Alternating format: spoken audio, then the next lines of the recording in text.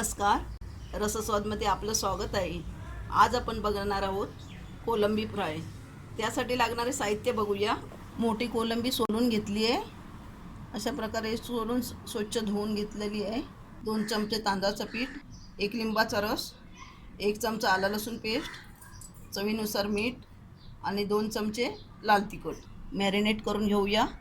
पहिल्यांदा आपण लिंबूचा रस ओतून घेऊया।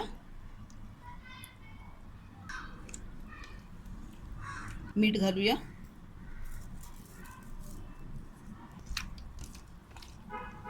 आलं लसूण पेस्ट,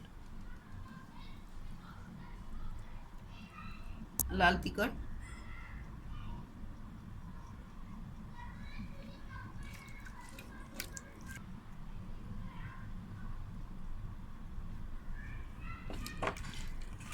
वीस ते 25 मिनिटं आपण आता मॅरिनेट करून ठेवूया। 20 मिनिटं आपले मॅरिनेट करून झाली आहे। तांदळाचं पीठ घालून घेऊया।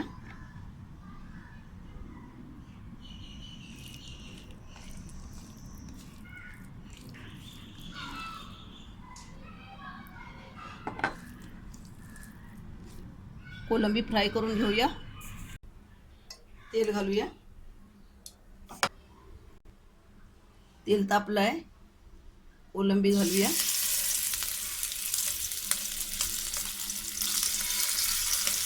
गॅस एकदम मंद ठेवलेला आहे। 3 मिनिटं झाले, झाकण ठेवून घेऊया।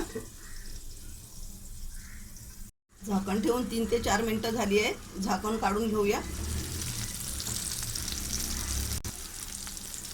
झाकण काढून 2 मिनिटं झाली आहे। आता आपण गॅस मीडियम करूया। 3 मिनिटं झाली आहे, परतून घेऊया। गॅस पुन्हा मंद करूया।